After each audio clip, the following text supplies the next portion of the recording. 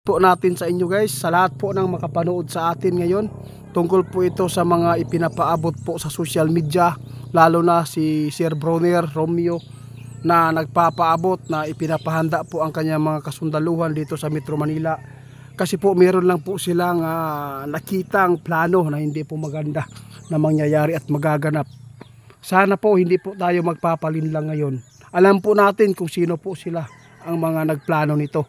Kaya kasama natin sa kaibigan, meron lang po siyang advice sa lahat po ng tao nakapanood sa mga video ng iba at saka dito sa amin. Kaibigan, kita ni kaibigan guys, ang dami pala nagpanik. No? Kasi po Metro Manila, Laliman ka Metro Manila lang ang pinagbabanggit nito na maghanda. Dahil po ipinapahanda ni Bronner ang kanyang mga sundalo. Kasi po ibig sabihin kapag yung sundalo talaga guys na ipinapahanda ng isang general, ibig sabihin nito ay gera ang masasagupa. Ngunit hindi gira. Kung hindi, yun po ang mga nagplano na mayroong kudita para po dito po ang mabubuking, no? Si kaibigan lang po talaga ang nagpapaabot nito dahil po sila po mismo ang nakakita kung ano man po ang magaganap.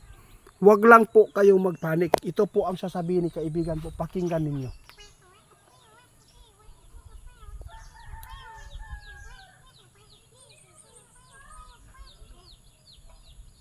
Sa lahat ng nakapanood ha, sabi ng ating kaibigan, ayaw mo og panik, huwag kayong matakot kung ano man po ang mangyayari, basta hindi lang kayo sasali po doon. Kung sino man po ang magpapalinlang, siguradong iiyak ang mga didiis dito. Yun po ang totoo. Dahil po nakita ng ating kaibigan, isa itong patibong para maka-extend ang ating presidente sa 20 years na pamumuno. Kung sakali man na magpapalin lang kayo, alam po natin kung sino po ang nagplano nito. Hindi ito mga DDS. Alam po natin kung sino man po ito. Sino po yung nagpapatupad noon? Isa na po dito si Trillanes. Huwag kayong magpapalin lang ni Trillanes dahil po sobrang inggit po niya sa mga Duterte at sobrang galit po niya ito. Kaya wala po silang ibang choice na pipilian kundi ito lang. Grabe kaibigan, totoo po pala ito kaibigan. Kaya pala ipinapahanda kunuhay ni Bronner ang mga sundalo doon sa Metro Manila. Kasi po meron pala silang nakikita na may lulusob doon po sa kuan. Parang artista nito na ginawa nila, parang ano lang, pelikula. Para lang makapag-extend guys. Kung magpapalin lang ang lahat, kasi meron pong maghihikayat sa inyo. Ito po ay nasabi ng ating kaibigan na paulit-ulit. Kung bakit po namin ipinaulit-ulit na ipinapaabot ngayon dahil po nakikita ng ating kaibigan, siguradong iiyak ang mga DDS po dito. Laliman ka ng 20 years. Ma-extend. Nako naman po. Kaibigan, ano pa? Dapat po ninyong gawin, ito po ang sabi ng ating kaibigan, na huwag po kayong sasama sa mga anumang mga aktibidad na ganyan. Lalo na po yung kudita na sinasabi po ng ating kaibigan, kapag nagkudita ito, sigurado na mag-i-extend po ang ating presidente ng 20 years. Mas lalo tayong mahihirapan po dito.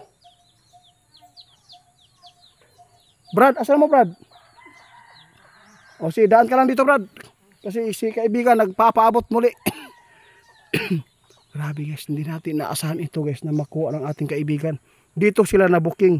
Kaya pala ipinapahanda ni Bronner ang sundalo dahil po sa nakita nilang plano. Sila lang siguro nito nagplano para po maka-extend siguro Brad, no? Oo. Pag hinahinda lang ito Brad, kasi may banakon. Oo. Kaibigan. Oo. Kaya kung ano man po ang inyong maipayo ngayon kaibigan, pwede po ilubos-lubusin na lang na po natin. Naku po, ito po talaga. Grabe ang mga panlilinlang po ngayon.